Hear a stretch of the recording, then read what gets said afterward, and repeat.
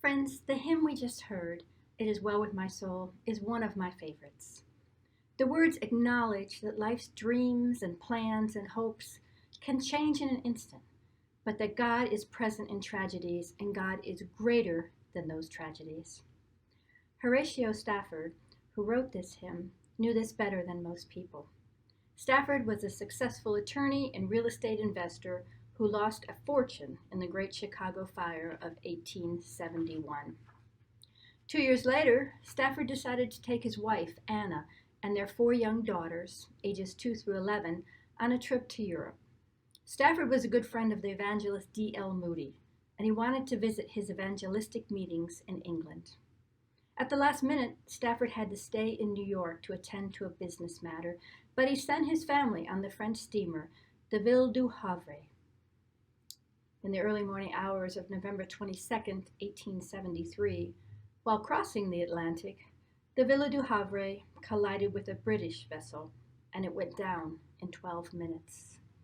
226 people of the 307 on board died. Among the dead were the Stafford girls. Anna Stafford was found clinging to a piece of wreckage and was taken to Wales. She immediately sent her husband a telegram. It read, "Saved alone. What shall I do? What shall I do? What shall I do?" Mrs. Stafford had lost her 4 precious daughters, and those 4 words, "What shall I do?"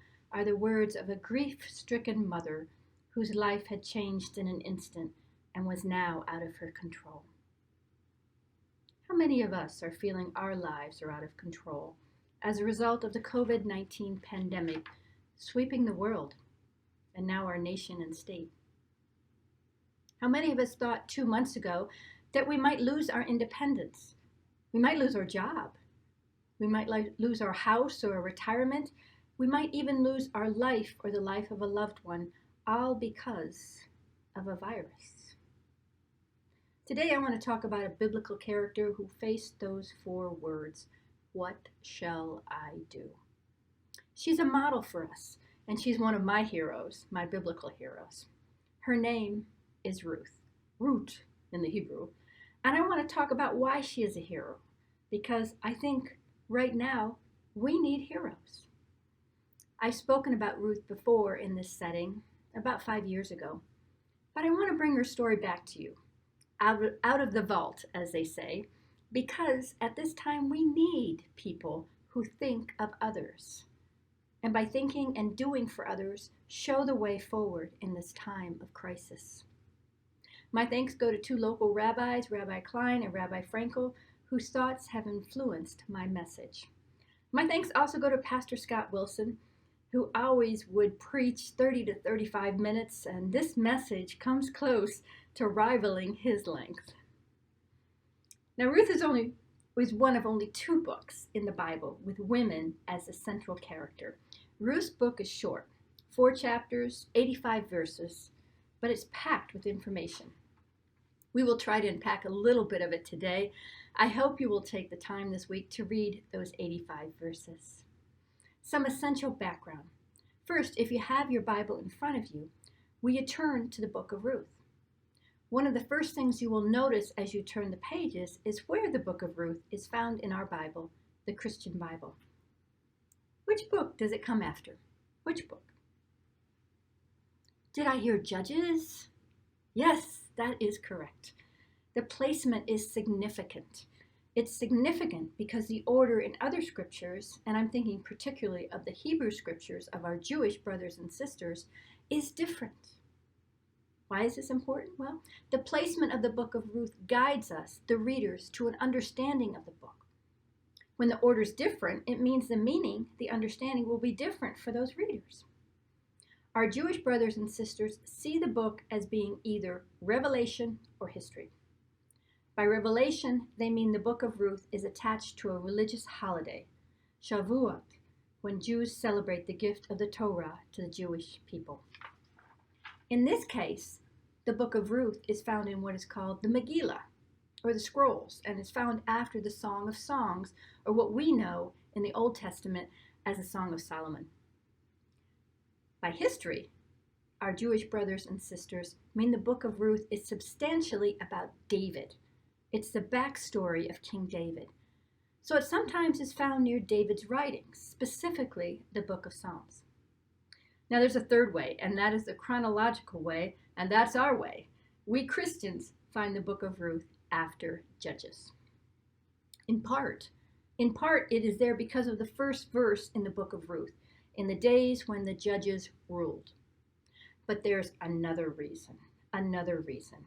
For Christians, the book of Ruth is seen as an antidote, a remedy to the period of Judges, a time when powerful men lost perspective regarding their place in relation to Yahweh, the God of Israel. It was a time, and I'm quoting from Judges chapter 17, verse 6, and chapter 21, verse 25, it was a time when every man did what was right in his own eyes. We see a lot of use and abuse of women. A few examples. In chapter 1, Caleb offers his daughter as a trophy to the man who captured the city, now known as Hebron. In chapter 9, the tribe of Benjamin exceeds the Sodomites in its behavior toward women. In chapter 19, a Levite carves up the body of his ravaged wife to rally the troops for vengeance against Gibeah, a city held by the Benjaminites. In chapters 20 and 21, Israelite men agree to wipe out an entire settlement and abduct young women at a festival of Yahweh in order to supply the surviving men of Benjamin with wives. At the end of Judges, we get a vision, and it is not a pretty one. This is what happens to a community when God's people disconnect from that which orients them to all of existence. Well, then along comes Ruth to show a different way. Her book shows a vision of an ideal society, a society that loves and trusts God and that works together for the good of all. Let's take a look at her story. It begins with a famine in Judah. A man by the name of Elimelech crosses the Jordan River with his wife, Naomi, and their two sons, Mahlon and Chilion, to escape the famine. Scholars say Elimelech's name in Hebrew means, "My God is king," or "to me belongs royalty." However, Elimelech doesn't live up to his name. He forsakes his God, his country, and his countrymen to find a better fortune in Moab. Now, the Moabites were considered eternal enemies of the Israelites. We find this in Deuteronomy chapter 23. So not only does Elimelech leave his country, he leaves his country for the land of his enemies. You could say Elimelech is in exile. He never gains royalty, and he soon dies in this strange country. Naomi is left with her sons, who marry two Moabite women, Orpah and Ruth. The Moabites were pagans. They were pantheistic. They believed all forces in the universe were God. So they did not believe in one God as the Israelites did. Here we have another issue, intermarriage with pagans. Well, after 10 years, the sons die. And their deaths are not surprising when you consider the meaning of their names. Mahlon in Hebrew means sickly, while Chilion translates to the one who came to an early end. Now Naomi, whose name means pleasant, has a problem, and it's a big one. She has no husband, no sons, and no grandchildren, and because of her change in circumstance, she is living in an environment that is no longer friendly to her. Naomi is in the midst of her own famine. She thinks she's alone. And here's point number 1 about heroes, if you are taking notes. Heroes help other people. Heroes help other people. This may seem like a no-brainer statement, but here's why it needs to be said. In the book of Ruth, it's not about the hero. It's not about the hero. It's about the other person. You see, Ruth doesn't have the problem. Naomi has the problem. But Ruth will insert herself into Naomi's problem, and she will protect and care for her mother-in-law. When Naomi learns that the famine in Judah is over, she decides to leave Moab and go home. Home is Bethlehem, which translates to house of bread. There is some humor in this book, and perhaps you caught this. The house of bread, which had no bread during the famine, now has bread. So Naomi starts out for Bethlehem with her Moabite daughters-in-law. Suddenly Naomi turns to the younger women and in an extended and emotional plea tells them not to come with her, not to be part of her return. She thanks them for their kindness to her and to her dead sons, but she says she's too old to have any more sons for them to have as husbands. She tells them, do the reasonable thing. Find a home in your own land. Well, here's point number 2 about heroes. Heroes help other people without any expectation of gain or profit. Heroes help other people without any expectation of gain or profit. In thanking her daughters-in-law, Naomi says in chapter 1, verse 9, "May the Lord deal kindly with you as you have dealt with the dead and with me." Friends, this is a key verse because it introduces a theological term known as hesed. Hesed. Hesed is often translated from the Hebrew as loving kindness. It comes from God's steady and persistent loving kindness that would not let Israel go, even though Israel was faithless time and time again. Hesed is a deep emotional feeling, a bond between two parties, but it's more than a feeling. It includes action, personal, private action that does not seek anything in return. No gain, no profit. Hesed is done for its own sake, and it's done for someone who cannot do it for himself or herself. Hesed is countercultural. It was in the time of Ruth, and it still is today. So what is the author of the book of Ruth saying to the Israelites by linking Hesed to 2 Moabite women? The upshot is that these Moabite women, these enemies of yours, are praiseworthy models for how the world should work as God intended it to work. And that's point 3 about heroes. Heroes come from the most unlikely places. Heroes come from the most unlikely places. We see a parallel example elsewhere in the Bible, in the book of Exodus. Remember the Egyptian princess who plucked Moses out of his reed basket as it floated in the Nile? She sees him, and she feels love and compassion for him. She acts by bringing him to the palace, the center of persecution for the Hebrews, and she raises Moses there. The enemy becomes the friend. Orpah, after tears and kisses, follows Naomi's advice, and she leaves. Please note, and this is something my Jewish friends always remind me about, the scriptures do not condemn Orpah for leaving. They do not condemn her. Orpah, whose name means the nape of the neck, which is what you see as she departs, has done what is expected of her. In many ways, Orpah is like you and me. That's right, you and me. We do what is expected of us. We show ordinary hesed. When someone we know needs help, we say, "Can I help you?" And when the person says, "I'm okay," we leave it at that and we go on our way. That's ordinary hesed. Ruth, however, goes beyond expectations. She goes beyond Naomi's "I'll be okay." Ruth shows extraordinary hesed in staying with her mother-in-law. Ruth's reply to Naomi is well known. We find it in chapter 1, verses 16 and 17. Will you read it with me? "Do not press me to leave you or to turn back from following you. Where you go, I will go. Where you lodge, I will lodge. Your people shall be my people, and your God my God. Where you die, I will die. There will I be buried. May the Lord do thus and so to me, and more as well, if even death parts me from you." This is Ruth's "what shall I do" moment.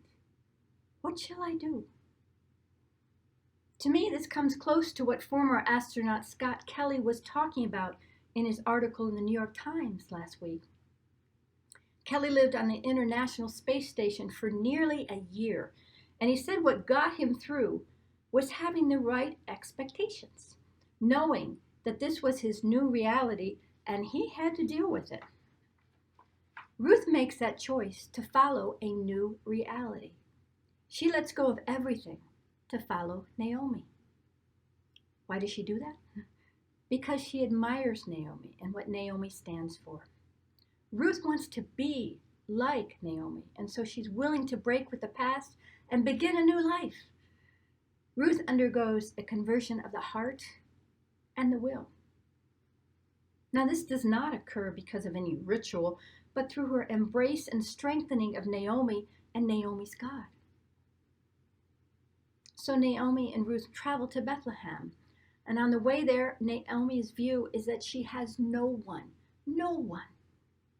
If pressed, Naomi might say Ruth, but truthfully, Ruth is nobody. Ruth is a foreigner and a widow. She has no standing in society. Ruth is tantamount to nobody. We can sympathize with Naomi in chapter 1 asks people to call her bitter. For the Almighty has dealt bitterly with me. I went away full, but the Lord has brought me back empty. The women arrive in Bethlehem just as the barley harvest is beginning. This is significant. As readers, we wonder, will these women get their harvest? Will they, especially Naomi, be filled? And the answer comes through Ruth. And here is point 4 about heroes. Heroes find the best in the least. Heroes find the best in the least. In Bethlehem, Ruth takes the initiative to find food. She goes out to glean. The author of the book of Ruth assumes that readers know what it means to glean. According to the book of Leviticus, chapter 19, owners of land were to leave the remnants and round out the corners of their fields, and then allow the needy to come and retrieve those remnants without obligation. That was called gleaning. As it happened, Scripture tells us, Ruth comes upon the field of Boaz. Boaz is a relative of Naomi's dead husband, what is called a near kinsman. Near kinsman comes from the Hebrew word that means a redeemer. Now, we know it just didn't happen that Ruth found Boaz's field. Back then, all the fields looked the same. There were no signs directing you to Joseph's field or Abimelech's field. So how did Ruth find Boaz's field? As it happened, are code words for divine intervention. God steered Ruth to Boaz's field. What Ruth finds in that field is a landowner who practices extraordinary hesed, loving kindness. Boaz, his name means strength, is clearly the supervisor in the field, but that does not keep him from treating his workers with kindness and respect. And it does not keep him from treating Ruth, a foreigner, with kindness and respect. He knows her story.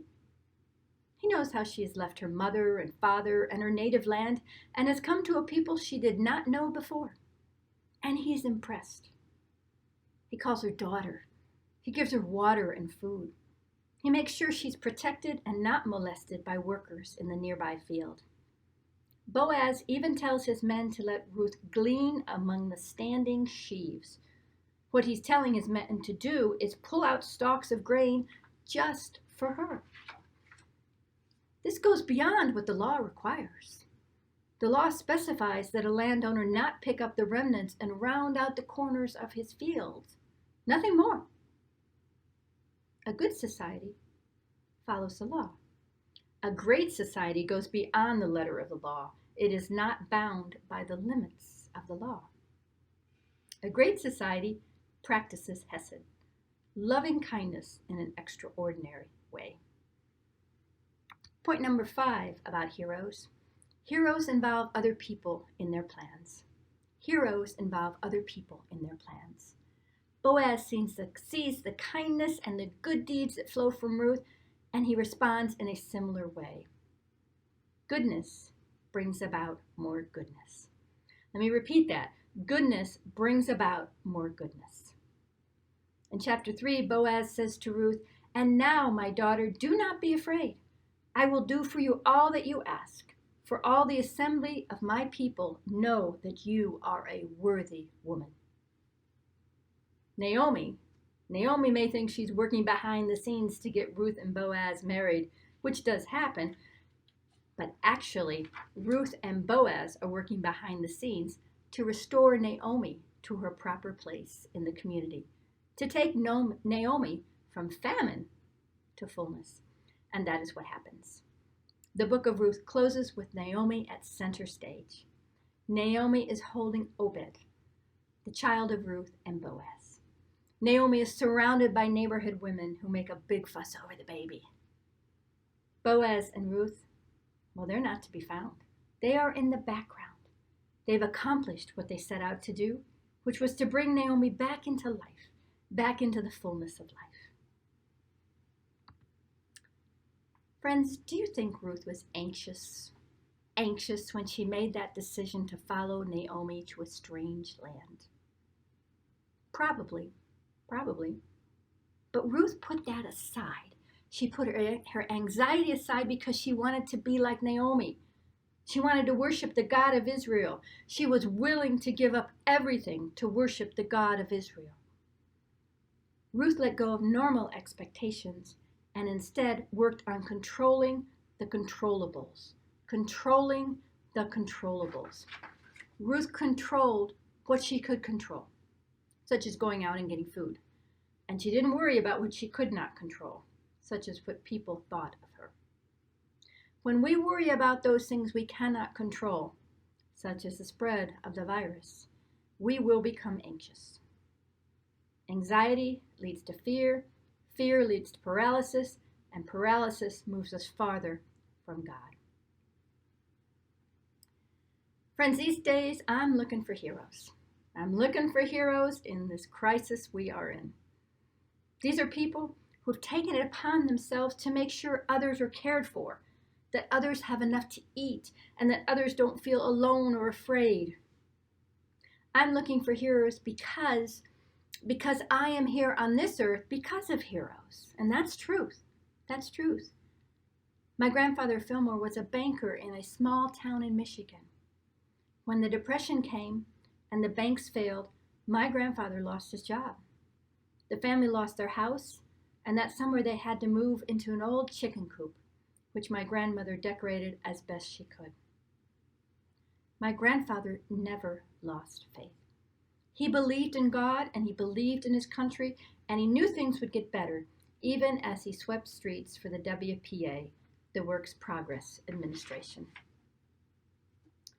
My father was around 8 years old when all of this happened, and you might think it was incredibly traumatic for him. On the contrary, it was not. It was not.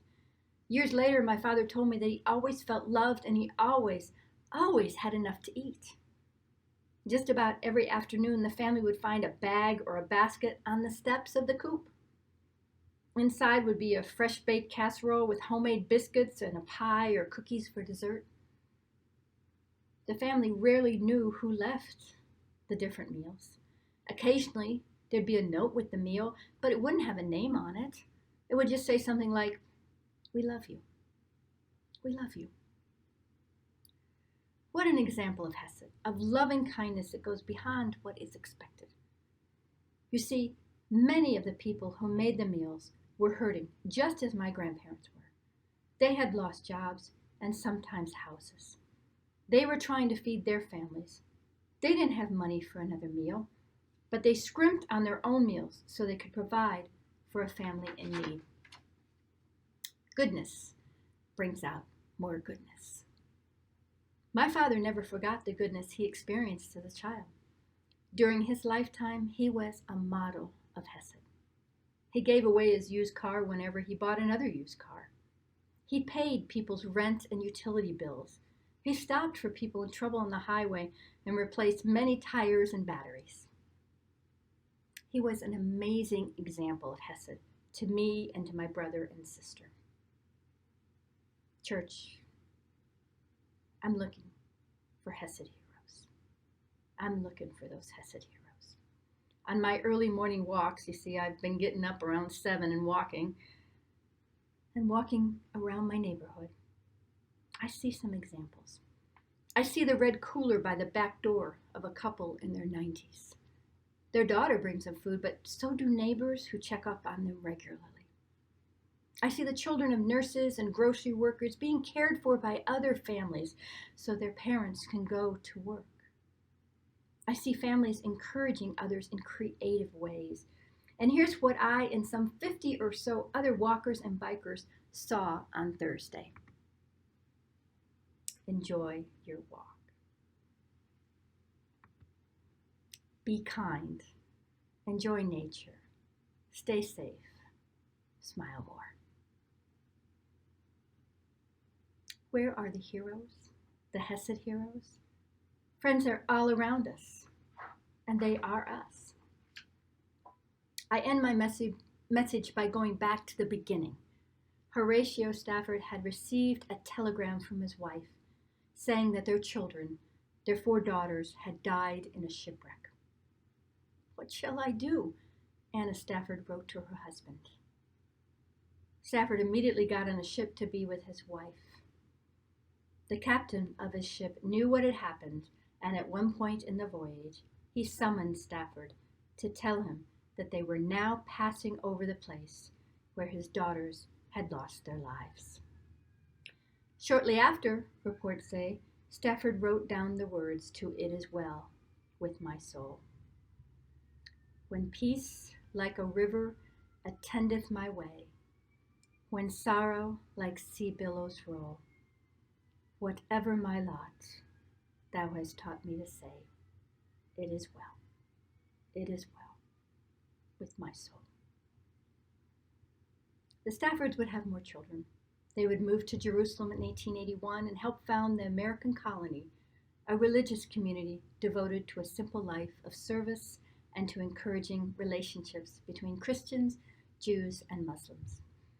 While the community was dissolved in the 1940s, its values remain in the American Colony Hotel, a fascinating place that I was able to visit last November, and also in the Stafford Children's Center, which runs medical, infant welfare, and social work departments for local children. When Anna Stafford, in a crisis, wrote the words, "What shall I do?" in her telegram, she had no idea of how her life would play out. And neither do we. Neither do we today. As we come to the communion table on this Sunday, in our time of national crisis, may we surrender our anxiety and our fears and trust in the love and the grace and the mercy of our Lord Jesus Christ.